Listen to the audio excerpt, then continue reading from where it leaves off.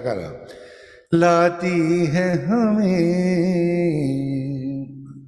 ये जमीन चांद चांद से बेहतर नजर आती है हमें ओह सुर्ख फूलों से सुर्ख फूलों से महक उठती है दिल की राहें दिन ढले यूं तेरी आवाज बुलाती है हमें। उफ, थैंक यू सो मच। ये तो मतलब बहुत ही बेहतरीन शुरुआत हो चुकी है, और आज पंजाब केसरी की जो बज़ में है ना, ये बहुत लकी है कि आज मुझे आपका इंटरव्यू करने का मौका मिल रहा है तलत जी। और आपसे एज अ सिंगर तो ऑफ कोर्स लोग जानते हैं, बट एज एन एक्टर आज मैं आपसे मुखातिब होने वाली हूँ, बात करने वाली हूँ। सबसे पहले तो बहुत बहुत स्वागत है आपका पंजाब केसरी नवोदय टाइम्स में।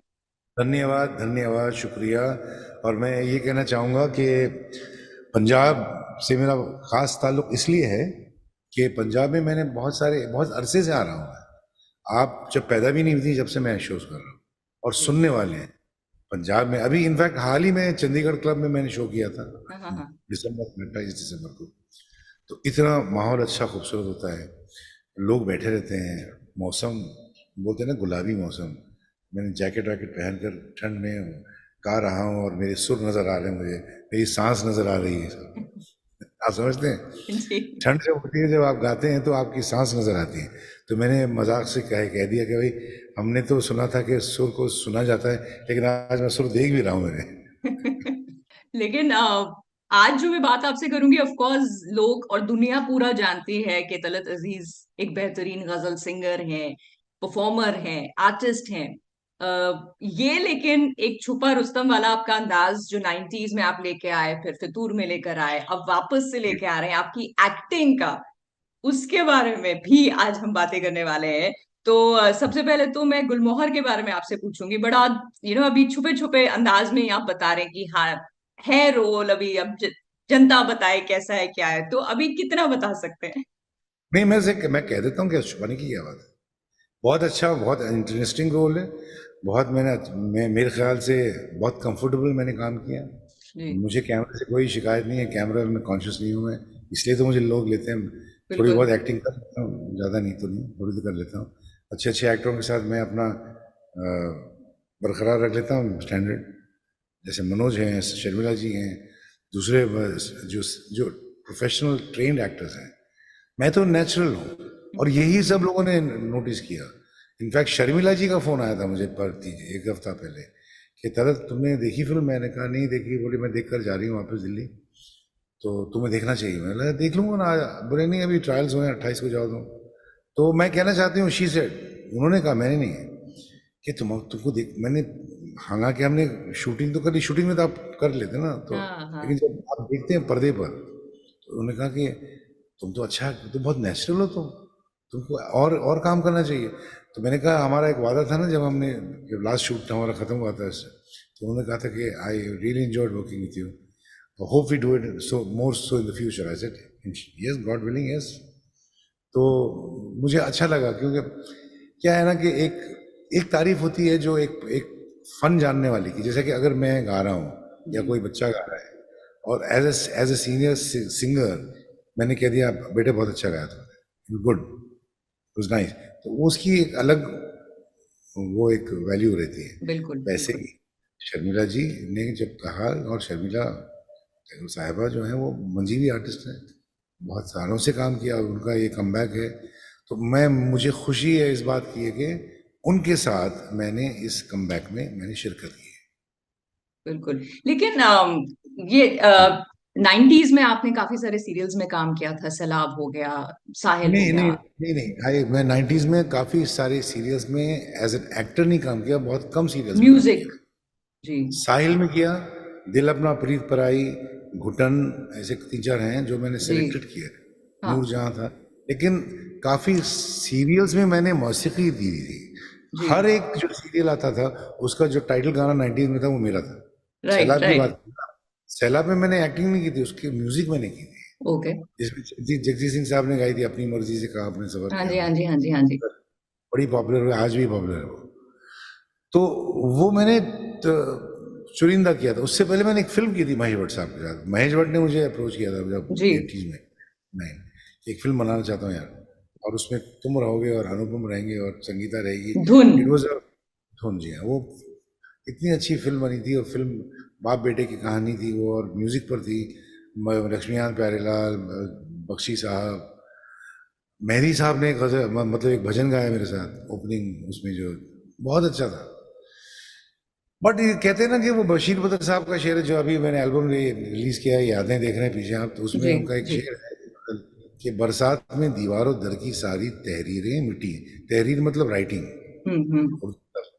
तो एक जमाना था ना जब ये व्हाट्सएप वगैरह नहीं आया था, तो क्या करते थे लोग, दीवारों पे दरवाजों पर लिखते थे कुछ।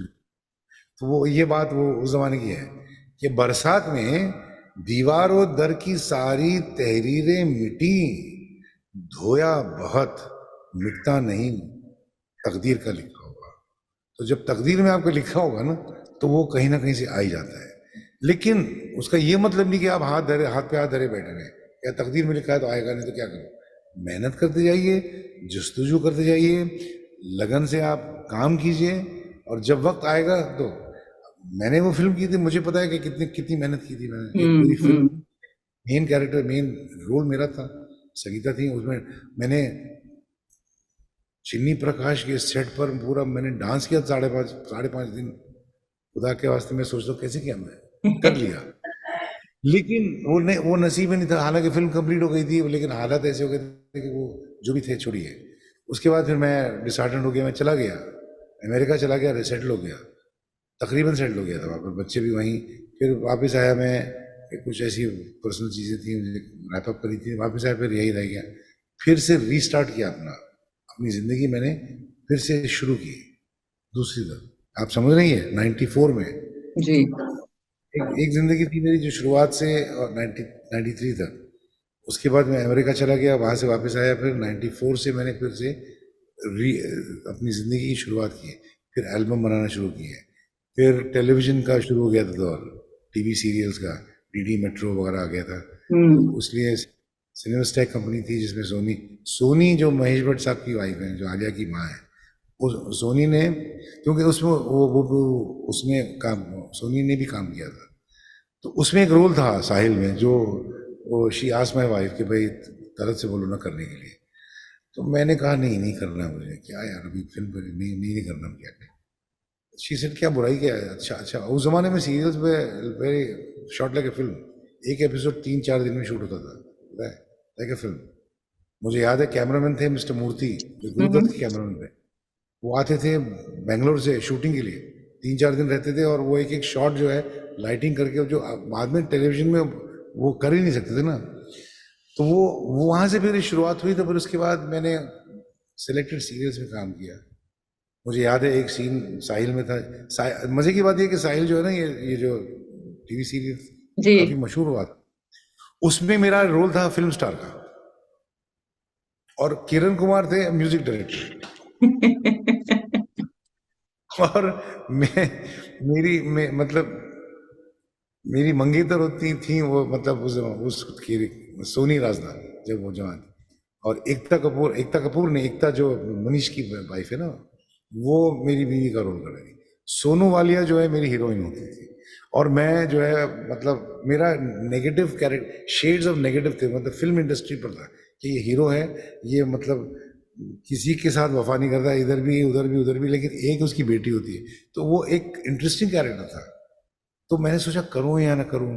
मुझे एक वाकया याद आ रहा है, आप याद दिला रही हैं। जी। उसमें कुछ बहुत सारे सीन्स थे, सुरेंद्र मोहन डायरेक्टर थे, तो ये कैरेक्टर पर शराब बहुत पीता, तो जो देखो शराब पी के वो बैठा पड़ा हुआ है। तो एक दिन मैं दिल्ली आया था एक शो के लिए, तो मुझे याद नहीं है, सोफिटेल होटल जो आपकी वहाँ है ना, न्यू फ्रेंड्स कॉलोनी में नई जी। नई जी। जी। खुली जी। है। जी। तो वहाँ पर ठहरा था, मैं निकला होटल से, तो दरबान खड़े थे सरदार जी। तो मैं गाड़ी का इंतजार कर रहा था, तो कहते कि सर, जी वो, मैं बताइए, कुछ एक बात कहूँ, हम पुराना माने। मैंने कहा, क्या बात है भाई। सर इतनी शराब मत पिया करो। मैंने कहा कौन सी बात, कहाँ की बात कर रहे हो? बोले सर आपको टेलीविजन पे देखता हूँ ना, वो साहिल में आप बहुत शराब पीते हैं उसमें। मैंने बेटा वो कोका कोला है, वो शराब नहीं है, वो एक्टिंग है। तो मेरा मतलब इट्स सो इंटरेस्टिंग कि वो बात हुई फिर। But I kept myself into music. मौसीकी में मैंने काफ़ी एल्बम्स रिलीज किए, रिकॉर्डिंग की, कंपोज किए, फिर शोज, ट्रैवल वगैरह। ये तो इसलिए मैंने उसको एक महदूद रखा, जी। हालांकि ऑफर्स आए।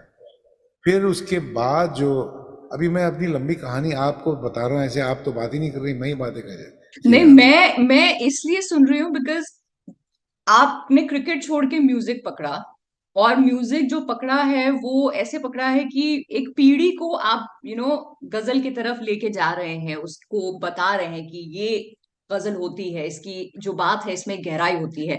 एक्टिंग आप 90s से कर रहे हैं, बीच बीच में छोड़ देते हैं, और अब वापस से सेकंड इनिंग्स वाली आ रही है। मैं ये जानना चाह रही थी आपसे, ये पूरी बातों के बीच में तलत जी, के कितना मुश्किल होता है एक चीज जो है उसे छोड़ना, या दोनों चीजों को बैलेंस करके चलना। मुश्किल होता भी है और ना मुश्किल आसान भी होता है। इट डिपेंड्स आप पर, आप कैसे आप बैलेंस करते हैं। जब मैं सिंगर हूँ, मैं स्टेज पर हूँ या मैं रिकॉर्डिंग रूम में हूँ, तो मैं, मेरा फोकस सिर्फ म्यूजिक पर, सब चीज़ें मैं, जी। ये ये बहुत इम्पोर्टेंट बात कह रहा हूँ मैं। जब मैं गाता हूँ तो मैं सुरों में डूब जाता हूँ। मेरे उस्ताद ने कहा था कि बेटा सुर को देखा करो, तो मुझे बात समझ में नहीं आई थी कि सुर को कैसे देखते हैं। आज मुझे वो बात समझ में आ रही। और जब मैं एक्टिंग करता हूँ, जैसा कि अभी ये इसमें की, और एक अभी हंसल मेहता साहब की जो दूसरी आ रही स्कैम 2003, उसमें मैंने किरदार किया, उसमें गाया नहीं है, उसमें पूरा ड्रामेटिक कैरेक्टर है मेरा। तो उसमें जब मैं जाता हूँ तो कैरेक्टर में मैं वो अब मैं ये नहीं, ये दावा नहीं करता, I don't claim to be कि मैं बड़ा मेथड एक्टर हूँ फलां। मैं नेचुरल हूँ।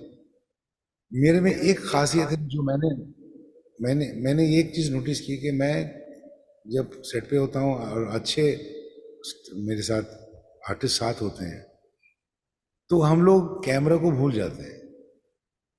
कैमरा है या डायरेक्टर ने कहना है तो मैं उसी में। और एक आसान, आसान तो नहीं कहूँगा, एक एडवांटेज है कि जबान, जब एक समझिए आपको, आप टेक्निकली बता रहा हूँ, एक एक पेज का सीन है, डायलॉग्स हैं आपके इतने जी। सारे, डायलॉग कहते हैं ना उसको। तो आपको पहले तो आपको पढ़ के याद करना पड़ता है, मेमोरी चाहिए आपको, करेक्ट। फिर लैंग्वेज चाहिए आपको समझने के लिए। आजकल प्रॉब्लम क्या है, प्रॉब्लम तो नहीं कहूँगा, लेकिन अगर आप अंग्रेजी में सोच रहे हैं और आप उसको रट रहे हैं तो वो समझ में आ जाता है शायद। हम तो वही नहीं, हम पढ़ते हैं, समझ जाते हैं क्या क्या क्या है उसका, कह रहे हैं क्या हम, बात खत्म हो गई। उसके बाद फिर वो टचेस आते हैं, जैसे कि आप देखें, आपने देखी है फिल्म डी नहीं, अभी मोहम्मद? नहीं देखी। देखिए आप उसमें जी। जो सीन्स हैं, उसमें बहुत सारी चीज़ें ऐसी हैं जो स्क्रिप्ट में नहीं थी, जो हम टचेस, मेरा और मनोज का सीन है, शर्मिला जी, छोटी छोटी बातें होती हैं जो जो add that little flavour, right. तो वो ऑटोमेटिक हो जाती हैं। उसमें मुझे कुछ करना नहीं पड़ता है, मैं जस्ट, हाँ अगर आप, मैंने, आपने देखा हंसल, हंसल मेहता की जो शॉर्ट फिल्म आई थी मॉडर्न लव बाई, हम्म। उसमें मेरा जो किरदार था बड़ा गुस्से वाला था। मैं प्रतीक गांधी जो मेरे बेटे होते हैं उसमें, उसमें मैं गुस्से पर गुस्सा करके उनको थप्पड़ मार देता हूँ। और वो सीन इतना इंटेंस था कि मैं वाकई बह गया। तो हमने 2-3 रिहर्सल किया थप्पड़ मारने के। तो प्रतीक के वो रिएक्शन दे रहा था, तो कैमरा यहाँ लगा हुआ था, तो हंसल ने कहा तरत भाई वो नजर आ रहा गैप। तो मैंने कहा क्या करूं फिर? तो प्रतीक कहता सर मार दो थप्पड़। मैंने कहा चोट लग जाएगी यार, छोड़। नहीं नहीं, मैंने कहा वो कह रहे हैं आप कर दो एक बार, संभाल लेना बस। खुदा की कसम मैंने वो, फिर मैं, तो फिर हंसल ने कहा कि तरत भाई थोड़ा सा ना उसको इंटरनलाइज करिए, आई डोंट वांट आउटवर्ड। तो ये good director will direct their actor, right. Right. Will give him input, because आप तो करते हैं तो कभी कभी आप नहीं देख सकते उस तरफ से। तो उन्होंने कहा कि आपका गुस्सा जो है ना आप अंदर रखिए, क्योंकि लोग बाहर हैं, सुनना नहीं चाहते, तो आप दबा के कर रहे हैं, लेकिन you are very angry, but you don't want the people in the next room to hear you. तो वो एक अंदर का जो गुस्सा है वो निकाल के इस पर निकालिए, क्योंकि आपका गुस्सा है कि बेटे ने कैसे किया ये, जी। जो भी आपने सी, तो हम्म। तो एक ही शॉट था वो, और उसमें मैंने ऐड कर दिया, मुझे मैं बोला कि धाड़ एक थप्पड़ था, कम ऐसे मैंने सोचा भी नहीं था, अपने माथे को ऐसे मार के निकल जाता हूँ। तो वो इतना इफेक्ट हुआ, लोगों ने कहा सर आपने क्या, आई गॉट कॉम्प्लीमेंट्स के अच्छे, आप तो हमारे इंटेंस एक्टर है। मैंने कहा पता नहीं मैं क्या किया, मैं I was just in the mood वो, the credit will go to the director and the co actors and I just got into the flow, बस दैट्स इट। तो एक मेरा एक नेचुरल वो है, जैसे आप मुझे मुझे मोम समझे, आप जिस जिस ढांचे में आप मुझे डालना चाहें डाल दें। बिल्कुल बिल्कुल। और ये ढांचे में डलने की आई थिंक आपकी जो ये एक कला है या फितरत है, आई थिंक मुझे लगता है एक रीजन है कि आप इतने रेलेवेंट अभी भी हैं, चाहे आप बतौर एक गजल आर्टिस्ट हो, बतौर एक एक्टर हो। मैं यादें, बार बार मेरा ध्यान वो पोस्टर पे जा रहा है, मैं इस पे चाहूंगी थोड़ा प्लीज आप बात करें, क्योंकि 4 दशक से आप बशीर बद्र साहब की गजलें गा रहे हैं, लेकिन उनमें से चुनिंदा यादें अपने ईपी के लिए कैसे निकाली आप? अच्छा, अभी मैं थोड़ा सा इस पर वाजे कर सकता हूँ, can I elaborate on this. Yes please. Bashir साहब का मेरा रिश्ता बहुत पुराना है, मतलब जितना मैंने बशीर बद्र साहब की रिकॉर्डिंग मैंने की है शायद बहुत कम लोगों ने की है। उनकी 30 या 40 गजलियात मैंने रिकॉर्ड की हुई ऑलरेडी हैं। जी जी। एचएमवी के पास सारेगामा के पास खुद 25-30 हैं उनके ट्रैक्स पुराने, इनको भी याद नहीं, आई एम टॉकिंग, मेरा बहुत लंबा करियर है ना, 42 years I been singing. My I started my first album in, I recorded and release in 1980। तो बशीर बद्र साहब का ये था कि हमारा रिश्ता बन गया था। ही, वो जब भी गजल कोई ताज़ा लिखते थे तो ही used to send it to me, कैसे इनलैंड लेटर भी लिखकर अपने हाथ से। इनलैंड लेटर होते थे ना एक हाँ जमाने में, जी हाँ जी हाँ जी हाँ आजकल तो सब व्हाट्सएप होता है, उस जमाने में खत होते थे। तो वो ही used to send it to me, मियाँ मैंने लिखी है देखो कैसी है। तो मेरे पिताजी जो है वही लेटर उनका, जो उनकी उनकी लिखी हुई वो गज़ल है, उससे काट के मेरी डायरी में चिपका देते थे, अभी तक है मेरे पास। तो ये रिश्ता था। फिर मेरे पेरेंट्स से, मेरी वालदा जो है वो खुद एक राइटर है, थी, अब तो है नहीं, गुजर गई। तो उनसे उनका एक रिश्ता हो गया, वो अपनी बहन मानने लग गए। वो एक होता है ना, एक लिटरेरी लोग होते हैं। जी। तो जब भी वो आते थे बॉम्बे कभी कभी, तो कुछ काम से या कोई मुशायरे में, हम ब्रिज कैंडी में रहते थे, तो वो मेरी माँ को या मेरे पिताजी को फ़ोन करते थे कि बहन मुझे होटल में रुकना ज़रा, अच्छा नहीं लगता, मैं तुम्हारे घर आ जाऊँ। तो मेरी माँ बोलती थी, भाई साहब आपने बहन माना है तो पूछने की क्या बात है, आपका घर आइए। तो ये एक बैकग्राउंड बता रहा हूँ थोड़ा सा, क्योंकि हमारा रिश्ता चलता बहुत सारा। अब ये 10 साल से वो बीमार हैं, वो उनकी पहली बीवी गुजर गई, बहुत सारी ट्रेजिडी उनकी लाइफ में हुई। उनकी अब फिलहाल जो उनकी अब शरीक हयात हैं, राहत बदर साहिबा, इनको बाजी कहता हूँ, शी इज़ असल वो टीचर पीएचडी हैं, she is taking care of him. उनका बेटा भी है तैयब। इनसे वो नुसरत बेचारा जो था पहली वाइफ से वो गुजर गया, वो भी बहुत अच्छा शायर था वो। तो मैं 2019 में भोपाल में एक शोज के लिए गया था, मैं जाकर मिला उनसे घर पे, ढूंढ ढूंढ के गया मैं गलियों में। इट्स अ वेरी, उनका जो घर है ना वो, मतलब वो एक थोड़ा सा कॉम्प्लिकेटेड है वो है। तो मैं गया, मिला, वो लेटे हुए थे, ऑल्जाइमर्स डिजीज है उनको। तो ऑल्जाइमर तो मैंने देखा हुआ है, मेरी सास भी उसी से गुजरी। तो क्या होता है कि मेमोरी चली जाती है उनकी जी। आहिस्ता आहिस्ता, लेकिन जो पुरानी यादें हैं वो बरकरार रहती हैं उनमें। ये मैंने रिसर्च किया है। तो मैं बैठ गया, उनके साथ बात की, तो वो रिएक्ट नहीं कर रहे थे, लेटे हुए थे। तो फिर मैंने उन्हीं की गज़ल उनको पढ़ के सुना तरन्नुम में। वो ये थी, वो शेर था ये,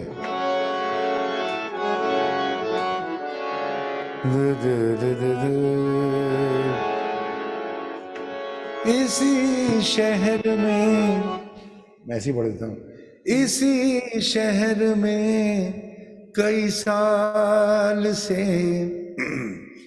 मेरे कुछ करीबी अजीज हैं, उन्हें मेरी कोई खबर नहीं, मुझे उनका कोई पता नहीं, मैं जन्म जन्म से उसी का हूँ, उसे आज तक ये पता नहीं, सर राह कुछ भी कहा नहीं। इस एल्बम में वही गजल है कि अब जो ये जब मैंने गाया ना तो उनके मुंह से बेसाख्ता आवाज निकली, आ आ। तो राहत साहब बाजी ने कहा, देखो दलत भाई रिएक्ट कर रहे हैं, इनकी मेमोरी। मैंने कहा बाजी कुछ कर। तो अभी उसके बाद कोविड हो गया, तो अब 3 साल तक सब फंसे हुए थे, कुछ नहीं कर सके।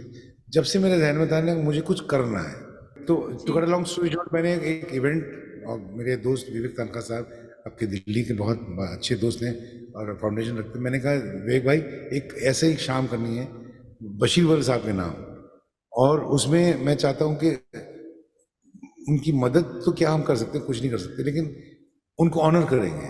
विवेक तनखा साहब ने, डॉक्टर गोइंका, बहुत बड़ा हॉस्पिटल ग्रुप है वहाँ पर चिरायू, उन्होंने कहा कि, मैंने कहा देखिए आप एक वादा करिए कि उनकी जो मेडिकल केयर है जब तक वो जिंदा है जब तक है, जब अल्लाह और देव को जो भी जरूरियात हैं वो आप। तो ये एक मकसद था और सब जुड़ गए। ऑडिटोरियम में कॉन्सर्ट हुआ, मैं गया उनसे मिलने, और एक बहुत ही खूबसूरत सा, तो फिर मैंने कहा एक, अब जो नई जनरेशन के लिए मैंने 6 गजलियात जो मैंने रिकॉर्ड की थी 80s में, मैंने चुनी, बहुत सारी थी लेकिन और वो फिर से री रिकॉर्ड किया, मैंने रिकॉर्ड किया है। और मैंने सारेगामा को जाकर, जब सारेगामा उस जमाने में HMV था, मैंने कहा सुनो ये आप रिलीज करो, मैं दे रहा हूँ आपको, इसको आप रिलीज करो, और ताकि अब जो नया जनरेशन वो भी बशीर बल साहब को आज के साउंड में सुने।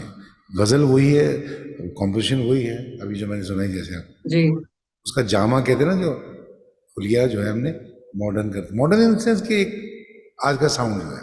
तो ये एल्बम मेरी तरफ से एक किस्म का, एक एल्बम तो नहीं कहूँ, EP है ये 6। अभी अब चाहूँ तो मैं 30 रिकॉर्ड कर सकता हूँ फिर से, लेकिन बहुत ज्यादा होता है। और उसमें एक बहुत अच्छी बात है आपको बताता हूँ, हुआ ये कि इनकी एक बहुत मशहूर गजल है, उसका एक शेर है कि उजाले अपनी यादों के हमारे साथ रहने दो, उजाले अपनी यादों के हमारे साथ रहने दो, न जाने किस गली में जिंदगी की शाम हो जाए। ये गजल मेरी फेवरेट है ये। देखिए मैं आपको सुनाता हूँ, आप जी सुनिए। बिल्कुल।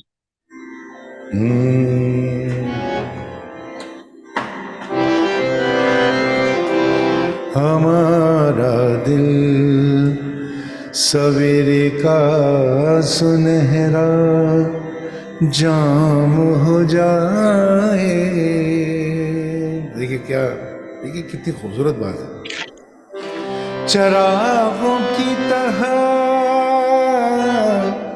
चरागों की तरह आंखें जले जब शाम हो जाए, हमारा दिल।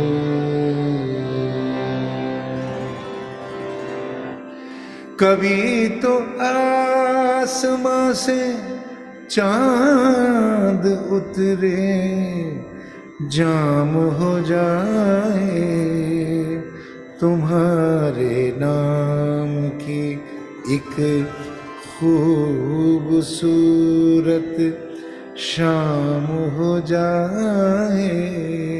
ये मैंने डेडिकेट किया उस शाम के लिए।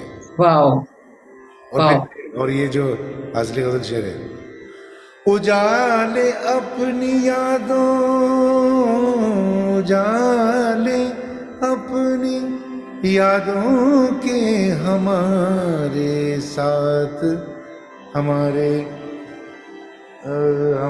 साथ रहने दो, उजाले अपनी यादों के हमारे साथ रहने दो, न जाने किस गली में जिंदगी की शाम हो जाए।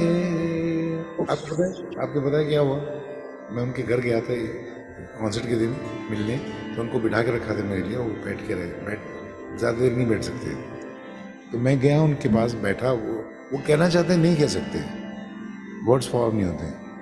तो मैंने ये रिकॉर्ड की थी, तो मैंने कहा डॉक्टर साहब आप ही की गज़ल, में बैठ गया उनके पास और ये मैं सुना रहा हूँ, सुनिए। ये जब मैंने शेर तरन्नुम में सुनाया ना, तरन्नुम में, जी, God is my witness video पर है, उन्होंने सडनली मेरा हाथ पकड़ा ऐसे और खींचे अपनी तरफ, उस कुर्सी पे बैठे एंड ही ऐसा बोसा दिया मेरा। इससे बढ़कर क्या हो सकता है बताइए आप? ये जो इमोशन है, ये जो मोमेंट है, आप किसी चीज़, दुनियावी चीज़ से आप शेयर कर सकते हैं? कैन यू तोल सकते हैं इसको? बिल्कुल भी नहीं। तो ये यादें हैं, ये मेरी यादें हैं। खूबसूरत खूबसूरत। और मुझे लगता है हम खुशनसीब हैं, ये जो जनरेशन है आने वाली खुशनसीब है कि इस ईपी के जरिए इस तरह की खूबसूरत यादें, इस तरह की खूबसूरत गजलें जिनमें इतनी डेप्थ है, बहुत भारी वजनी बात नहीं है, लेकिन अगर उन्हें सुना और समझा जाए तो उनमें इतना वजन है कि आप बस कहते हैं खूबसूरत। निधि, ये इनके कलाम को समझने की जरूरत नहीं है, महसूस कर सकते हैं आप। बिल्कुल बिल्कुल। अगर तलाश करूं कोई मिल ही जाएगा, अगर तलाश करूं कोई मिल ही जाएगा, मगर तुम्हारी तरह कौन मुझको चाहेगा। तुम्हें जरूर कोई चाहतों से देखेगा, तुम्हें जरूर कोई चाहतों से देखेगा, मगर वो आंखें हमारी कहां से लाएगा। मेरे सच में रोंगटे खड़े हो रहे हैं कि होता है ना, हम लोग बहुत भारी भारी वजन ढूंढते हैं अपनी बात को अच्छे से कहने के लिए, लेकिन ये यही बात है, इसीलिए तो मैं कहता हूं कि बशीर बदर का मकाम गजल की दुनिया में इतना ऊंचा है कि उन्होंने गजल को वो एक उर्दू दान जो हाई फ्लो उर्दू से आम फहम किया और यंगस्टर्स को इंस्पायर किया, बिल्कुल वो सुनने लगे। और वो यंगस्टर्स आज, अब वो बड़े हो गए, अब मैं मेरी ख्वाहिश है कि वो आगे की पीढ़ी तक पहुंचे। बिल्कुल ये बिल्कुल, हमारी बेशक। हमारी ये विरासत है। This is our tradition, culture, this is our तारीख। ये Correct. आगे नहीं बढ़ाएंगे, हम नहीं करेंगे तो फिर कौन करेगा? बिल्कुल। और तलत जी, आपके बारे में मैं कहना चाहूंगी, आप शुरू से प्रोग्रेसिव रहे हैं। मतलब बैक इन 1987 जब गजल पे भी म्यूजिक वीडियो बन सकता है, आई थिंक किसी के तस्वुर में, सोच में दूर दूर तक नहीं होगा। और वो एल्बम का नाम भी तस्वुर था। जी बिल्कुल, मैंने इसीलिए जानबूझ के वो जिक्र किया है। आपने म्यूजिक वीडियो बनाया और ये प्रोग्रेसिव सोच 1987। आपको पता है जब वो वीडियो बना और उसको बाकायदा शूट किया गया, जैसे फिल्म होती है ना, हाँ 8 गजलियां, उसमें डॉक्टर साहब की भी गजल है। कहीं चांद राहों में खो गया, कहीं चांदनी भटक गई, मैं चिराग वो भी बुझा हुआ, मेरी रात कैसे चमक गई। तुझे भूल जाने की कोशिशें कभी कामयाब न हो सकी, तुझे भूल जाने की कोशिशें कभी कामयाब न हो सकी, तेरी याद शाख गुलाब है जो हवा चली तो लचक गई। इसको पिक्चराइज किया था तो सब लोग, मुझे बहुत सारे, मैं नाम नहीं लूंगा, बड़े सीनियर्स में से, अरे यार ये गज़ल को पिक्चराइज करते क्या, गज़ल तो सुनी जाती है, ये क्या वीडियो क्यों बना है? मैंने कहा भाई साहब ऐसे ही बना दिया, आप देखना देखो मत देखो, सुन लो। और वाकई एक दौर आया उसके बाद, तो अब तो वीडियोस के बगैर तो कोई चीज़, म्यूजिक रिलीज नहीं होती। म्यूजिक बिल्कुल। आजकल देखी जाती है, सुनी कम जाती है। अब मैं दौर ले आ रहा हूँ कि अब आप सुनिए, इसका वीडियो नहीं बनाया मैंने, इसका कोई वीडियो नहीं है, अब आप सुनिए और लुत्फ उठाइए। आंखों में रहा, दिल में उतर कर नहीं देखा, कश्ती के मुसाफिर ने समंदर नहीं देखा। उफ, खूबसूरत। है मुझे मुझे तलत जी ऐसा लग रहा है कि ये इंटरव्यू ना होता और ये बस आपके साथ मेरी एक गुफ्तगू हो रही होती जो चलती जाती। मतलब ये मैं तो गुफ्तगू, इतना लकी आज अपने आप को महसूस ये कर रही हूँ। इंटरव्यू नहीं है, गुफ्तगू बातचीत है। जी बहुत बहुत शुक्रिया तलत जी हमारे साथ जुड़ने के लिए। थैंक यू, शुक्रिया।